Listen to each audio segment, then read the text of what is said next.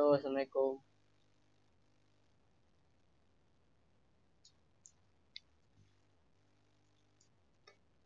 Ah, boleh. Kemarin kan kita sudah membahas tentang filologi kan. Terus menurut kamu apa filologi itu? Kalau menurut aku sih filologi merupakan ilmu yang mempelajari naskah-naskah manuskrip. Biasanya naskah itu naskah-naskah dari zaman-zaman kuno. Dan filologi bisa disebut juga ilmu yang mempelajari bahasa dalam sumber-sumber sejarah yang ditulis, yang merupakan kombinasi dari kritik sastra, sejarah, dan linguistik. Gitu. Kalau menurut aku. Terus mau nanya apa lagi? Silakan. Fis, aku mau tanya. Awal perkembangan filologi di Eropa Awal daratan itu perkembangannya kapan? itu pada, tunggu ya, ada mobil lewatnya. Awal perkembangannya itu pada abad ketiga sebelum Masehi di kota Iskandaria yang dilakukan oleh bangsa Yunani. Mereka mentelaah naskah-naskah Yunani kuno dan mereka berhasil mentelaah naskah Yunani yang telah ditulis dari abad ke-8 sebelum Masehi. Hmm, naskah itu telah disalin berkali-kali sehingga berubah dari bentuk aslinya. Dan di kota Iskandaria ini terdapat pusat ilmu pengetahuan karena di sini banyak dilakukan telaah mengenai naskah-naskah yang dilakukan oleh para ahli. Nah, gitu. Apa saja isi dari naskah yang terbuat dari daun papirus yang bergulung itu, Fis?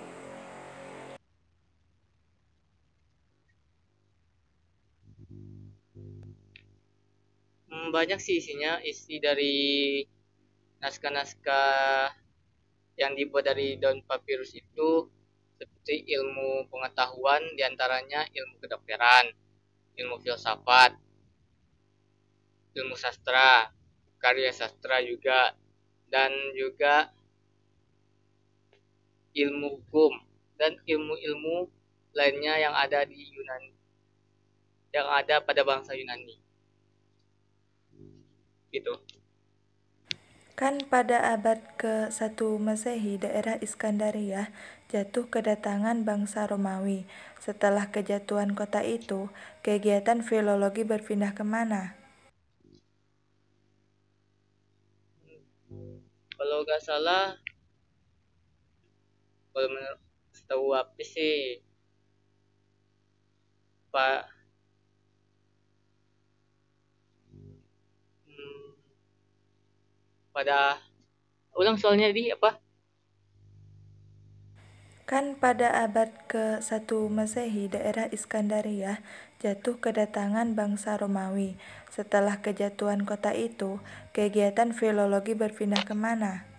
Oh, pada oh, uh, keja, per, apa kegiatan filologi itu berpindah ke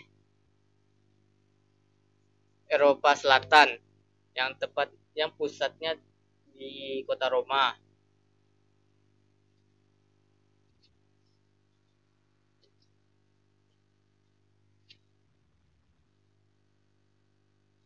Gitu.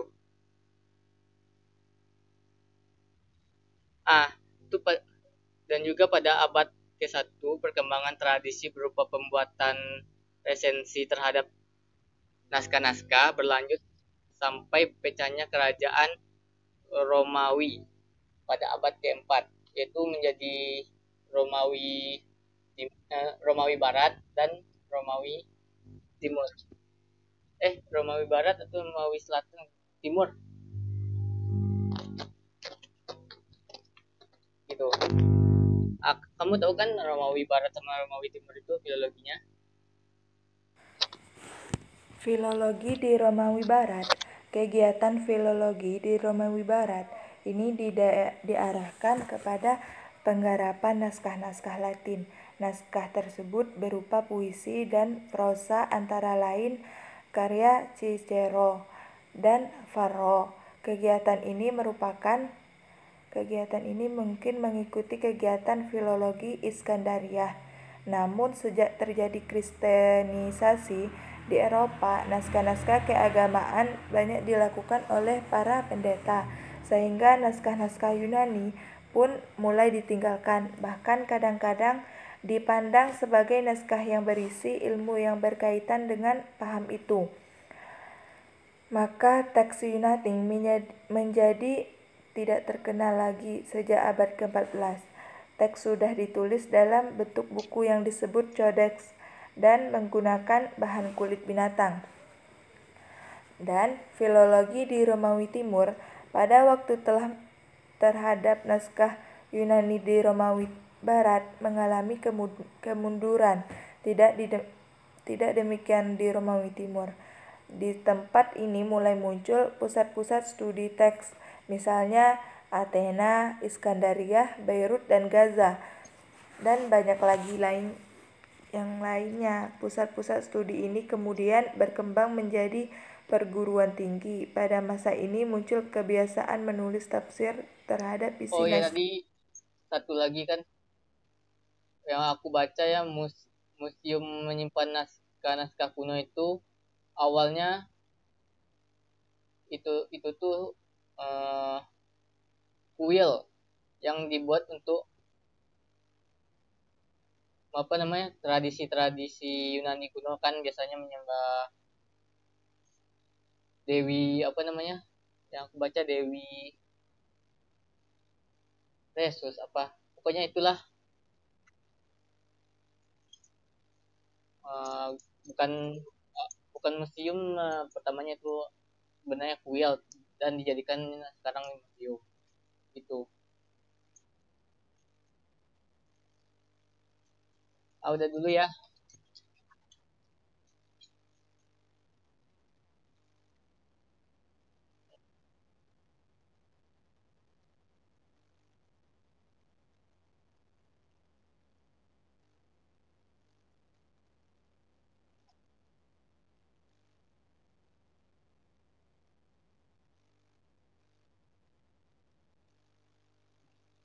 Gitu ya, oke,